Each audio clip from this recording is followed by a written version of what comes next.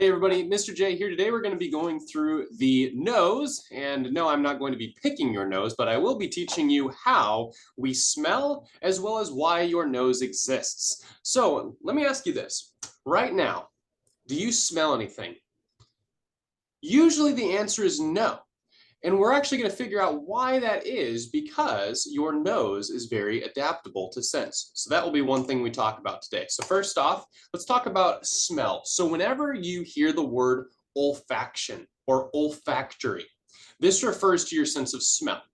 So the way I remember it is if you go into an olfactory, it likely smells pretty nasty. So whenever you hear the word olfactory, that stands for smell. A couple fun facts about your nose. You have about 10 million olfactory neurons. So those are 10 million cells in your nose right now that can detect odors and tell your brain about it. So you can process those smells.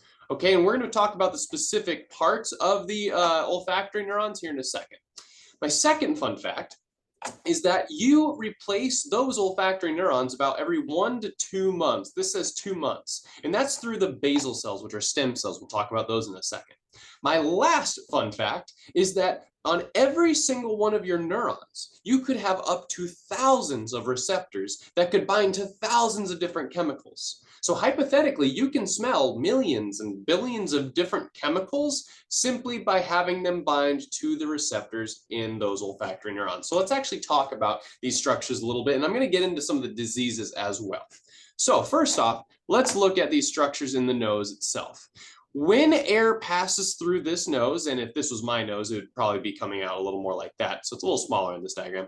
But in this nose, you have these holes where the air is going to be passing through before it goes to the lungs. So the goal basically when you breathe through your nose is to bring the air through your nose to your lungs. Well, if we think about that, we don't want just anything going into our lungs. We want to make sure that the air we breathe in is free of bacteria. We want to make sure that it's warmed up. We want to make sure that it's lubricated so when it gets into your fluid-like lungs, it can diffuse properly. So the way we do it is through what's called the nasal concha. Okay, nasal, I can't spell here, nasal concha. Okay, these guys do 3 things. I just listed them. I'm going to write it in text. So they do 3 things. One is that they warm the air. Okay, so as they go through your nose, they actually spin like little turbines and it warms up the air really fast. So that's one thing that it does is warm up the air. The second thing is that it humidifies the air. Okay, so I said your lungs are kind of like fluid-like because inside your body is mostly fluid. So we want to humidify, put water into the air so that it can get into our lungs and diffuse properly, like with oxygen and carbon dioxide and all that. And lastly, we want to clean the air, okay? So whenever dust particles get into your nose or maybe some bacteria, likely they will get trapped in the mucus layer. We'll talk about the mucosal layer down here. It gets trapped in the mucus, and then you got little cilia on these cells that can bat all the mucus back so you can swallow it or you can sneeze it out. So therefore the bacteria and all the other crap doesn't get into your bloodstream and other parts of your body. So that's 3 things that the nasal conch do. Okay, so that's when the air goes in. Now we're talking about smell, right? So smell is a sensory perception. So in order to sense something, we have to have sensory neurons, of course. So go ahead and look at this structure here now. So this is called your olfactory epithelium. It's the lining of your nose. And we can see 3 specific cell types here. So let's point those out real quick. Number 1, you have what's called pseudostratified columnar epithelial tissue right here, okay? It's got cilia, that's what makes it pseudostratified, and these guys are going to contain some goblet cells sometimes that will secrete mucus into this layer. That mucus is going to come in handy here in a second. Okay, so they contain the cilia, they move the mucus, and they're just kind of the supporters of this whole process, okay? Secondly, the major players. Here are our sensory neurons, our olfactory neurons. If you look here, there's little projections, okay? These are called olfactory hairs, and these are actually going to contain the receptors that will bind to odors. So these olfactory hairs will have those receptors that will bind to odors. Receptors that bind to odors. Awesome. So what's going to happen is odors, so chemicals, are going to come in to the nose, and they are going to bind to those receptors. But here's a problem. You're going from air into kind of a fluid-like area with your cells. And cells like when things are dissolved in fluid in order to grab them and actually sense what they are. So how does it do that? Well, there will be a thin mucus layer in this region, all filled with mucus. And what happens is the odorants will dissolve in all of this mucus and then bind to those sensory receptors so that then the neuron actually grabs and detects whatever that odor is. Okay, great. We're going to pause there and move to the basal cells, and then we'll talk about what actually happens in these receptors themselves. Then you see these little basal cells. They kind of look like little triangles back here, right? Now, I mentioned earlier that every 2 months, your olfactory neurons are regenerated.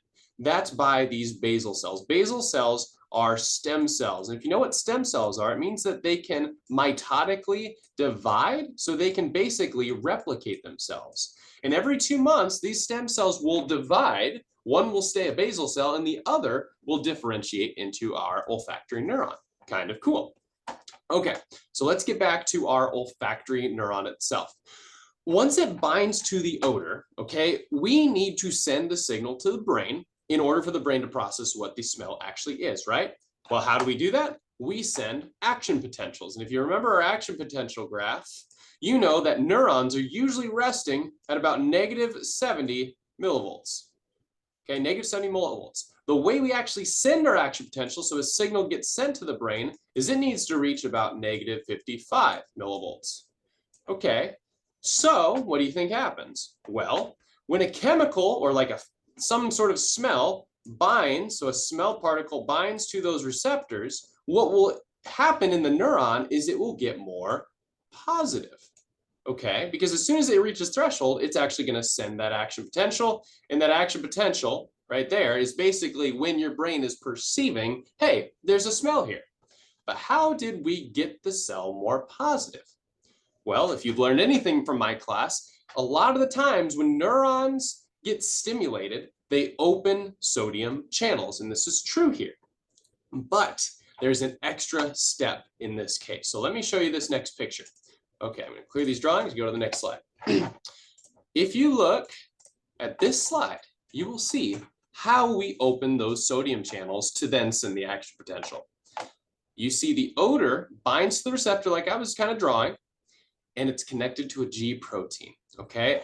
I'm not going to talk through what the G protein actually does, but the end goal is to open those sodium channels. And we know if we open the sodium channels, sodium will flow into the cell. So we see sodium flowing into the cell, and that's going to make the cell more positive, thus reaching threshold potential, thus sending action potential, okay? So remember with smell, that the G protein coupled receptors will basically grab the odorant that's dissolved in the mucus and make that effect inside the cell to open sodium channels. Now you may ask, well, why isn't the receptor just on the sodium channels themselves?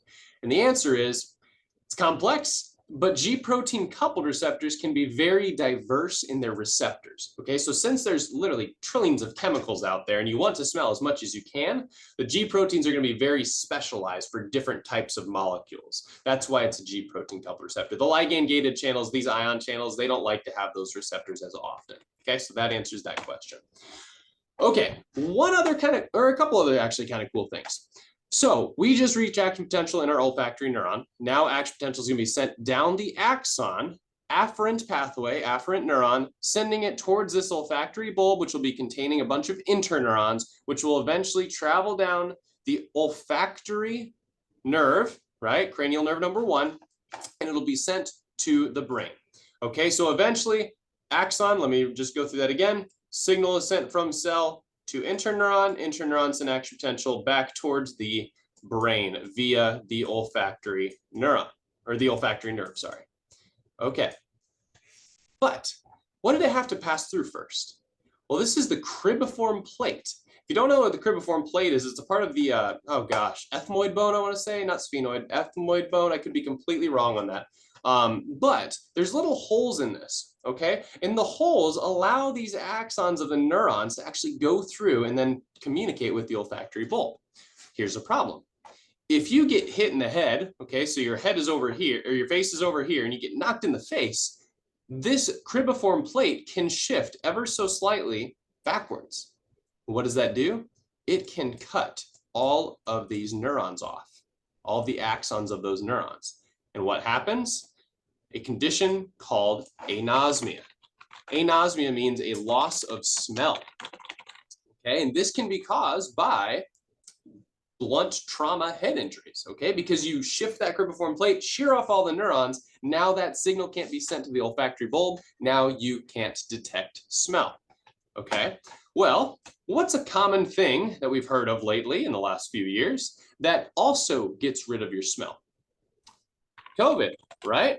So COVID-induced anosmia has been incredibly common, and they're just now showing different studies as to why that actually happens. We know a couple things, and I'll end with this. We know a couple of things. COVID, first off, is called the coronavirus because it looks like it's got little crowns on the outside because corona means crown.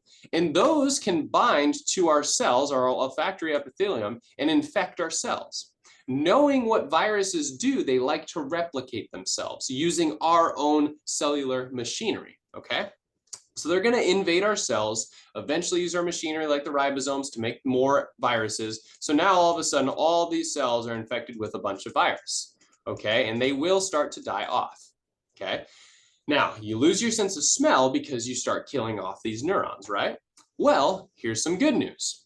Usually these basal cells will stay intact. And why is that important? Because they are the stem cells, right? So they'll actually regenerate rather quickly when those neurons get damaged. And usually you'll regain your sense of smell after COVID is run its course, okay? So most people recover their smell relatively quickly because the basal cells regenerate the neurons are happy, it all works out.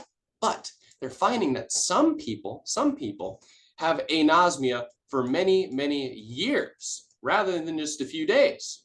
And that is interesting because the basal cells should be regenerating, right? Making the neurons again.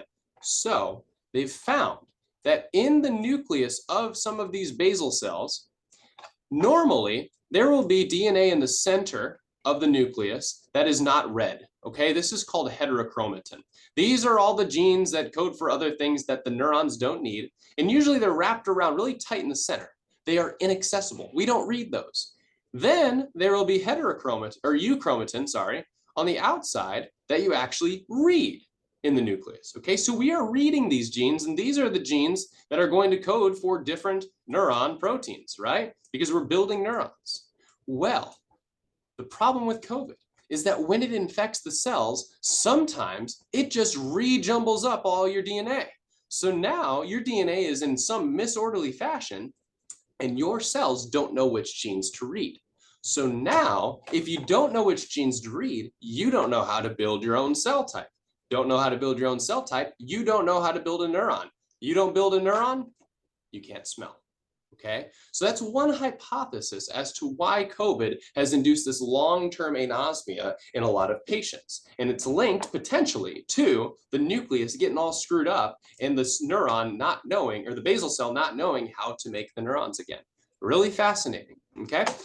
So that's a really quick crash course of olfactory function, so the smell in your nose. If you have any questions at all, please drop them in the comments. I hope this was helpful, and please subscribe and like this video if you enjoyed it. Thanks again.